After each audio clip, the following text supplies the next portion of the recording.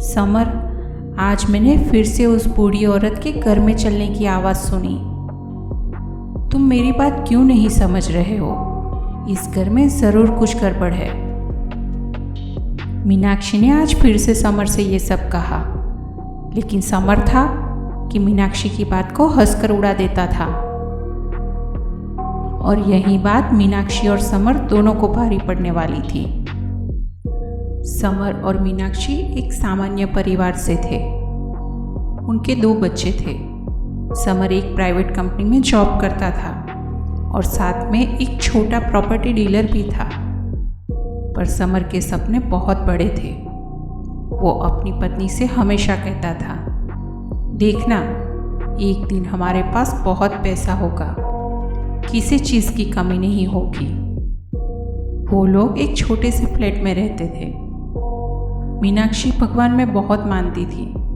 उससे उल्टा समर और बच्चे बिल्कुल नास्तिक थे। समय बीतने लगा। समर का प्रॉपर्टी का काम अच्छा चलने लगा। उसे अच्छा प्रॉफिट होने लगा। अब उसने अपनी जॉब भी छोड़ दी और इंपोर्ट एक्सपोर्ट का बिजनेस भी चालू कर दिया। उसके सितारे आसमान में थे। उसका वो बिजनेस भी चल पड़ा।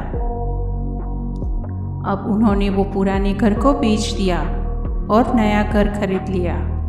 घर में जाने से पहले मीनाक्षी ने समर से कई बार पूजा करवाने के लिए कहा, पर समर हंसकर उसकी बात को टाल जाता कि ये अच्छा है, पति मेहनत करे और क्रेडिट भगवान को।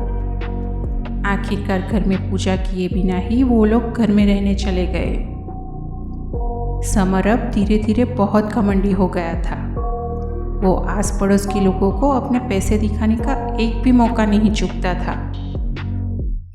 उनके पड़ोस में एक बूढ़ी औरत रहती थी, बिल्कुल अकेली। वो ज़्यादा किसी से बातें भी नहीं करती थी। समर हमेशा उनसे कहता कि ये कर आप मुझे बेच दो, मैं इसकी डबल कीमत आपको दूंगा। वो उस औरत को बार बार यही कहकर परेशान करता और फिर एक दिन उस औरत की मौत हो गई। उसका बेटा जो लंदन में रहता था, उसने ये घर समर को बेच दिया। समर बहुत ज़्यादा खुश हुआ, पर उसे ये नहीं पता था कि अब जो उसके साथ होने वाला है उससे उसकी ज़िंदगी बदलने वाली है। एक दिन समर और उसकी पत्नी उस बाजू वाले घर में, जो कि अब उनका ही था, उसमें गए। उन्होंने पूरा घर ठीक से चेक किया कि कहीं किसी तरह के काम की तो ज़रूरत नहीं है। क्योंकि घर में एक बूढ़ी औरत ही रहती थी, तो पूरा घर नए जैसा ही था। जैसे ही मीनाक्षी ने उस औरत का कमरा खोला तो उसने झट से कमरा बंद कर दिया। उसे लगा कि कमरे में कुर्सी पर कोई बैठा है। समर ने कहा, क्या हुआ? मीनाक्षी ने कहा, अंदर कोई है। समर ने फिर से वो कमरा खोला और कहा, यहाँ तो कोई नहीं है। क्या सच में वहाँ कोई था? अगर हाँ, तो वो कौन था? और अगर नहीं, तो क्या मीनाक्षी को भ्रम हुआ था?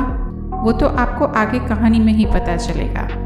अब जब समर और मीनाक्षी घर आए तो बच्चों ने जिद पकड़ ली कि वो घर हम पढ़ाई और खेलने के लिए रखेंगे।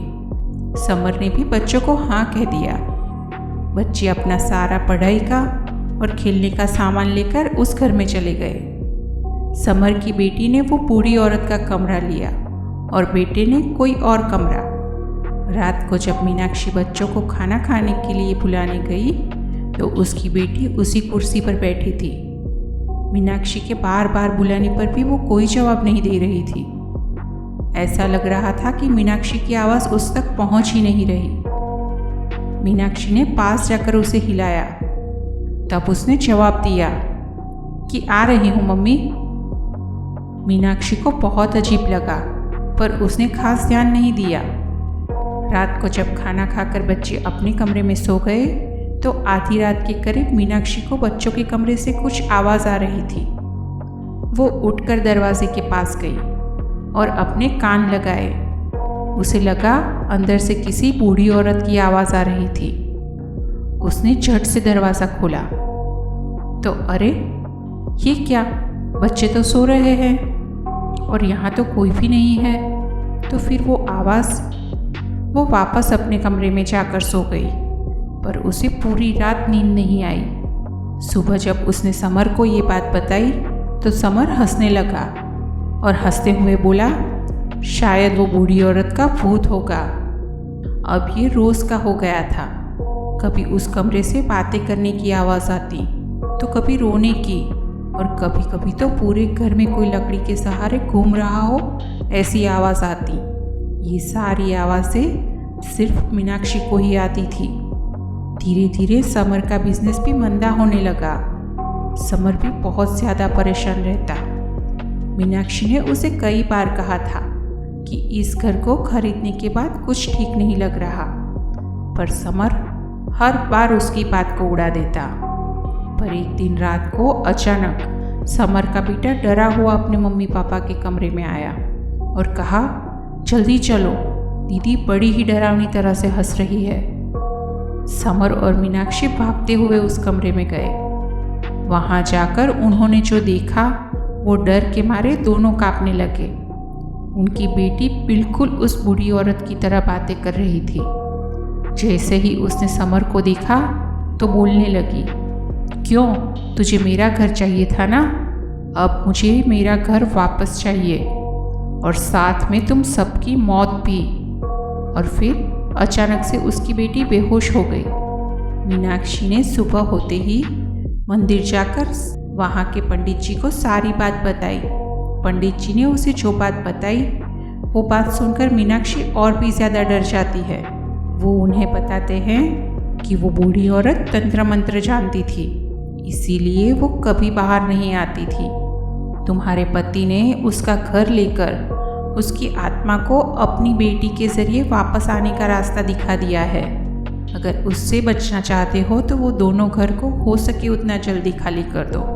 उस दिन अपनी बेटी को देखने के बाद समर के पास कुछ भी कहने को नहीं था, इसीलिए समर और मीनाक्षी ने पंडित जी ने जैसा कहा वैसा ही किया और उस घर को खाली कर दिया।